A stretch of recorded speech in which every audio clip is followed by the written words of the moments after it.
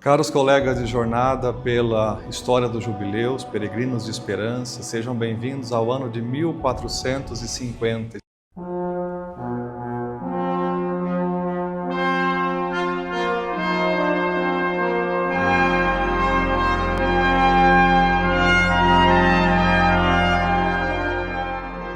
Estamos precisamente a meio do século XV. E nos encontramos no jubileu do Papa Nicolau V. Nicolau V é um pontífice que pode ser considerado o último Papa medieval e o primeiro Papa moderno, no sentido historiográfico do termo. O Papa Nicolau V, cujo nome de batismo era Tommaso Parentuccelli, publicou uma bula no dia 14 de janeiro de 1449, a bula intitulada Immensa et Innumerabilia, mediante a qual ele convoca um jubileu para o ano de 1450. E o que ele trata nessa bula? A primeira coisa, ele apresenta a ação da providência divina sobre a história do ser humano. E, por consequência, mostra que o jubileu é um ato de benevolência, de misericórdia divina para com aqueles que acreditam em Cristo, para com os seguidores do Senhor. E nessa mesma bula, ele corrige a sequência cadencial dos períodos dos jubileus.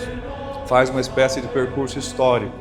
Recorda que Bonifácio VIII havia fixado os jubileus para a cada 100 anos, depois Clemente VI estabeleceu que seria a cada 50 anos, depois Urbano VI havia decidido que seria a cada 33 anos, e o Papa, agora Nicolau V, define novamente que o jubileu deve ocorrer a cada 50 anos.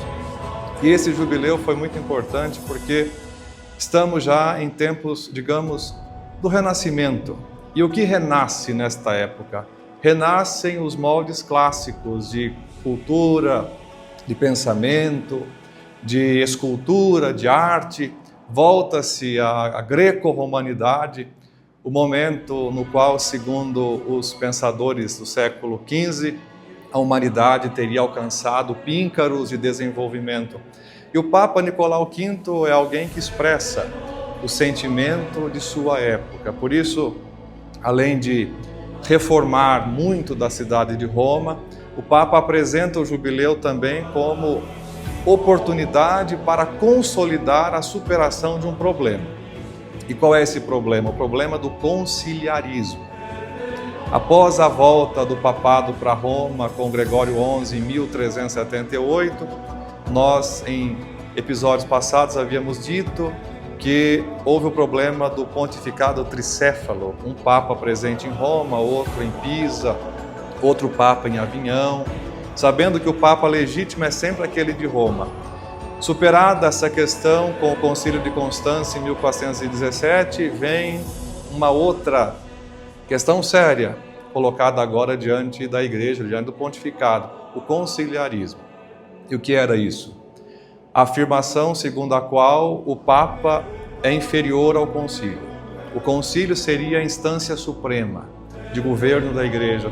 Por isso, estabeleceu-se inclusive um período ordinário de realizações de concílios. E por tradição não é assim. O concílio é convocado pelo Papa, o concílio precisa da aprovação do Papa para ser legítimo e aplicado.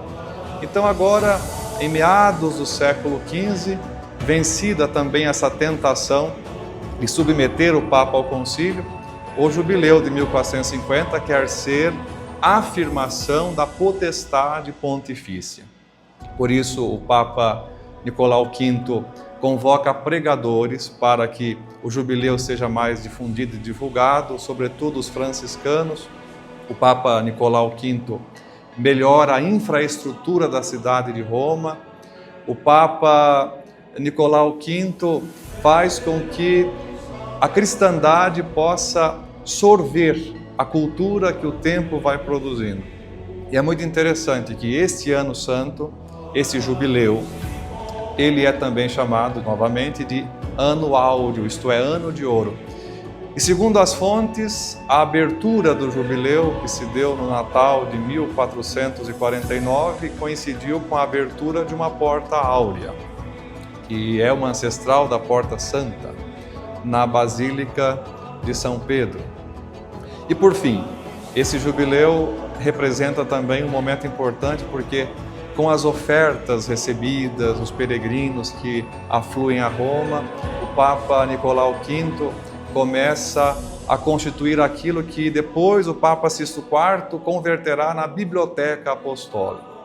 O Papa compra manuscritos antigos, manuscritos importantes da tradição cristã e também não cristã, e com isso vai juntando uma coleção de preciosidades que depois o Papa Sisto IV reúne e converte na Biblioteca Apostólica. Outra coisa, a cifra de peregrinos foi crescente.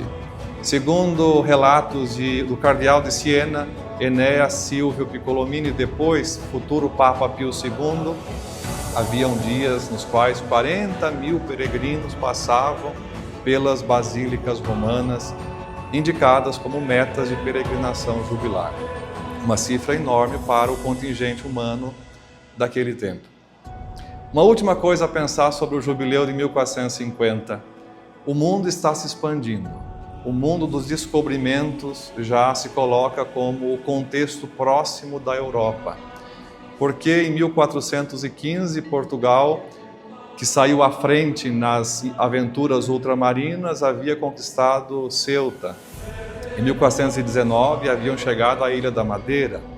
Em 1427, aos Açores. E depois, em 1458, a Cabo Verde. E com isso, os muitos descobrimentos que nós conhecemos, inclusive depois ao Brasil, em 1500, vejam que há uma dilatação do orbe, isto é, do mundo que se conhecia, e essa dilatação coloca a cultura europeia muito antiga em contato com tanta novidade. Novidade étnica, cultural mesmo, também do ponto de vista religioso, as culturas aborígenes que têm o seu modo de expressão no que diz respeito à relação com Deus, à relação com a terra e assim por diante. Nicolau V representa então a igreja que vai falando ao mundo que muda. E por fim, é no jubileu de 1450 que começa propriamente uma literatura sobre os jubileus. Começam a aparecer textos normativos que tratam da indulgência, que tratam das peregrinações jubilares. O jubileu vai tomando forma também agora teológico e intelectual. O que nós concluímos a partir disso? Que o jubileu é uma realidade que cresce. E nós crescemos com ele, que o celebramos bem, com fervor e com amor. Muito obrigado e até o próximo episódio.